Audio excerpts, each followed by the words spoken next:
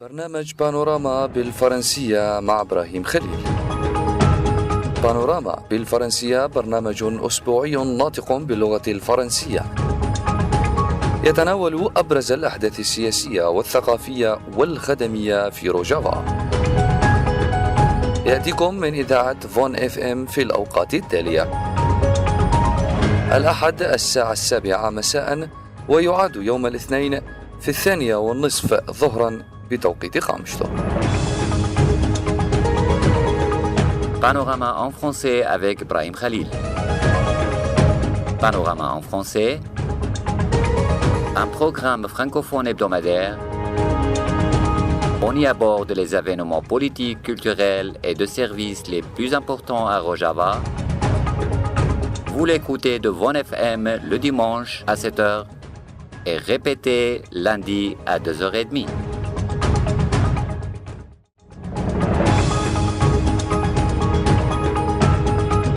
Mesdames, Messieurs, bonsoir. On vous salue de Von FM et voilà, Ibrahim Khalil vous présente le panorama hebdomadaire en français du Rojava nord de la Syrie. Dans notre panorama, on vous propose une série d'actualités les plus importantes concernant des différents côtés de la vie au Rojava. On commence par les titres. Notre panorama de cette semaine sera consacré pour l'agression continuée jusqu'à ce moment par l'armée turque contre le district d'Afrin. On commence après l'entracte. Bonsoir. Chers auditeurs, nous commençons par présenter une idée de la région d'Afrin.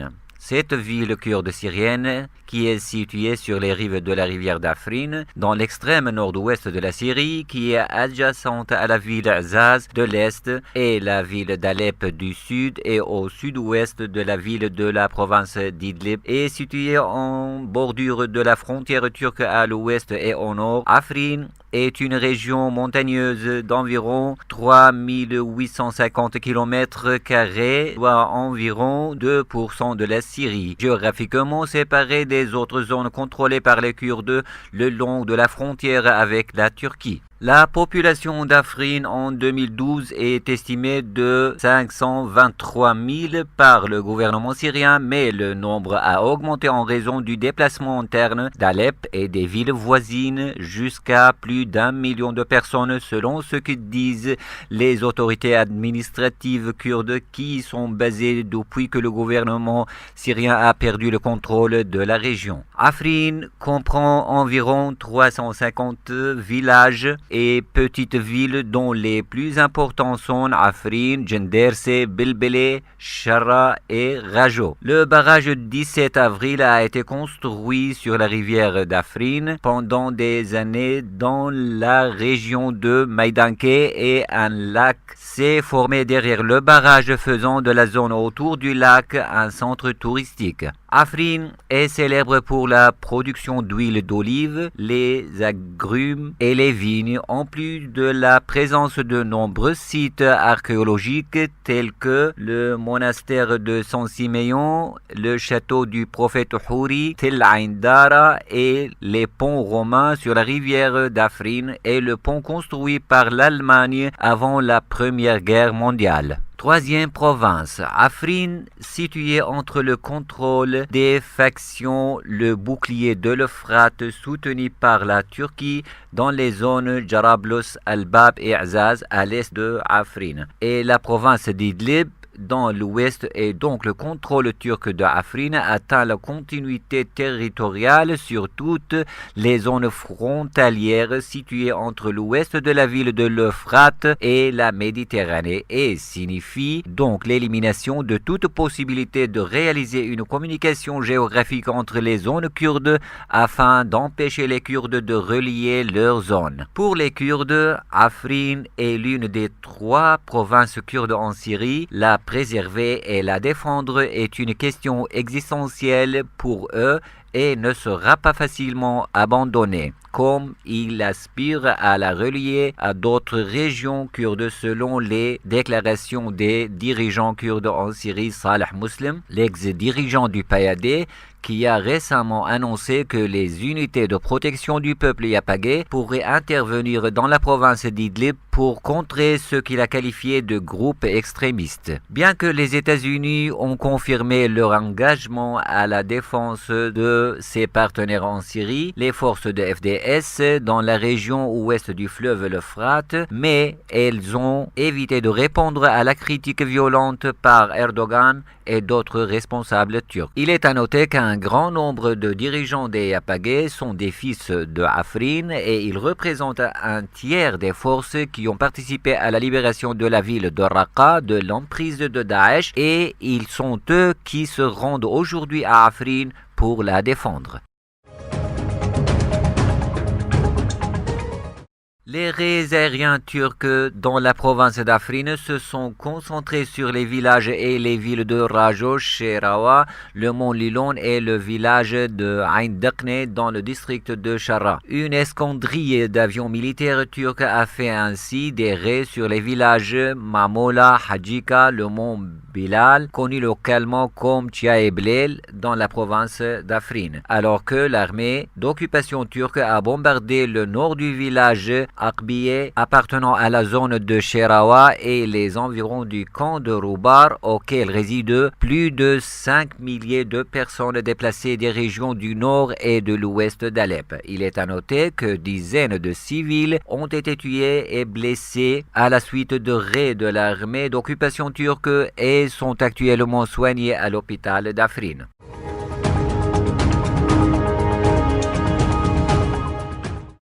La présidente conjointe du Conseil de la Santé, Mme Angela Racho, et le membre administratif de l'hôpital d'Afrin, M.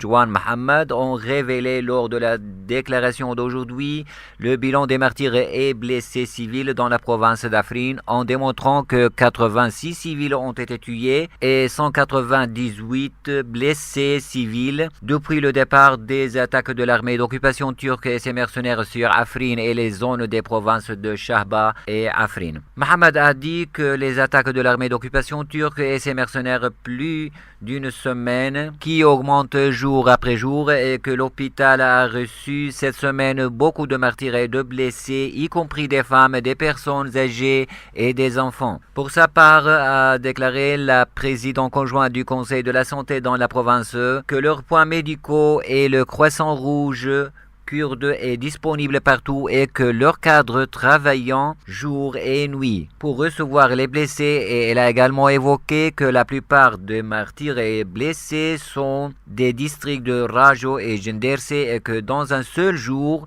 on a reçu 27 blessés civils et que plus de la moitié des martyrs et des blessés sont arabes et des déplacés des zones contrôlées par l'armée turque. Les deux responsables ont confirmé ainsi que le bilan est documenté des photos et vidéos et que les blessures légères sont traitées dans les points médicaux pendant que les graves dans les hôpitaux.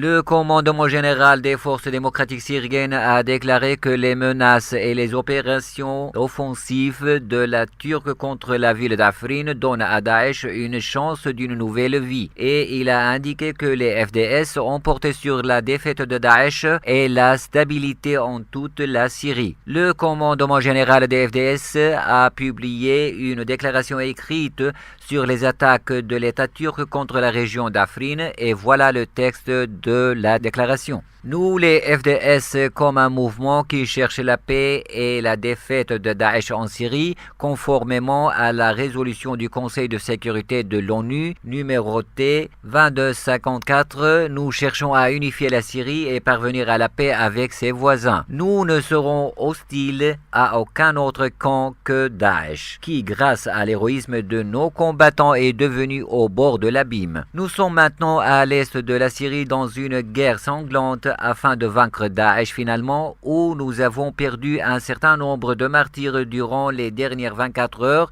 et ces opérations sont entrées dans une étape cruciale et nous sommes prêts pour l'achèvement définitif. Les menaces d'opérations offensives soudaines et injustifiées par la Turquie contre la ville syrienne Afrin donnent la chance d'une nouvelle vie à Daesh et ces attaques ne sont pas justifiées du tout et nous sommes sérieux à maintenir les frontières souveraines de la Syrie. Nous ne permettrons pas aucune action hostile lancée de la Turquie contre le territoire syrien, y compris Afrin. Les allégations turques lancées des attaques à travers la frontière sont fausses et ne sont qu'un prétexte pour la Turquie d'apporter ses forces militaires et ses groupes extrémistes au territoire syrien. Et ce sera un acte d'agression contre nous et contre notre peuple dans toute la Syrie. Nous ne détenons pas d'intention hostile envers la Turquie, mais si nous sommes attaqués, nous n'avons qu'un seul choix, c'est nous défendre. Et nous demandons à la Turquie pour arrêter les menaces et les attaques injustifiées et aussi appel à la communauté internationale pour faire en sorte que toute l'attention soit accordée à la lutte contre Daesh qui n'ont pas encore vaincu et de trouver une solution politique durable en Syrie pour mettre fin aux souffrances de notre peuple syrien. Nous, les Syriens, ne voulons pas ouvrir un nouveau front, mais seulement la réconciliation politique et de reconstruire notre pays. Le régime bassiste a pris le contrôle de l'aéroport militaire d'Abu Dhour en conjonction avec le bombardement de l'armée turque de la province d'Afrin par des avions militaires. Selon l'agence de Sputnik, le commandant des opérations militaires pour libérer l'aéroport d'Abu Dhour, les forces du régime bassiste ont pris le contrôle de l'aéroport. Des observateurs estiment qu'il y a un accord surveillé par les Russes entre les deux régimes syriens et turcs pour le retrait des mercenaires d'Idlib et les engager avec l'armée d'occupation turque dans les attaques sur Afrin.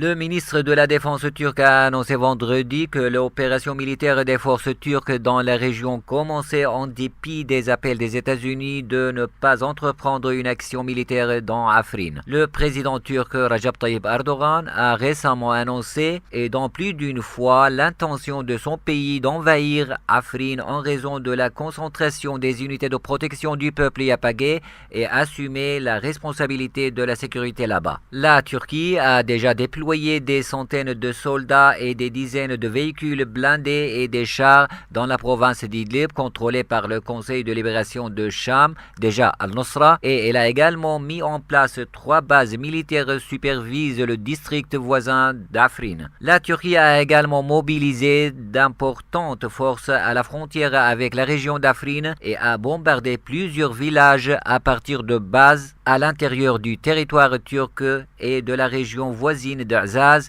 et de la province d'Idlib. Le déploiement des troupes turques dans la province d'Idlib sur la base d'un accord avec la Russie et Iran afin de rendre la région Idlib comme des zones tension réduites sans cacher que l'objectif principal de déployer ces forces est de répondre aux unités de protection du peuple yapagé. En vertu de l'accord russo-turco-iranien, les troupes turques doivent établir 14 points à Idlib pour superviser un cessez-le-feu entre le gouvernement syrien et les forces de l'opposition dans la province. Et à la fin de notre panorama hebdomadaire du Rojava, mesdames, messieurs, on vous remercie de l'avoir suivi en vous souhaitant une bonne soirée. Ici Rojava, la paix pour tout le monde. À bientôt.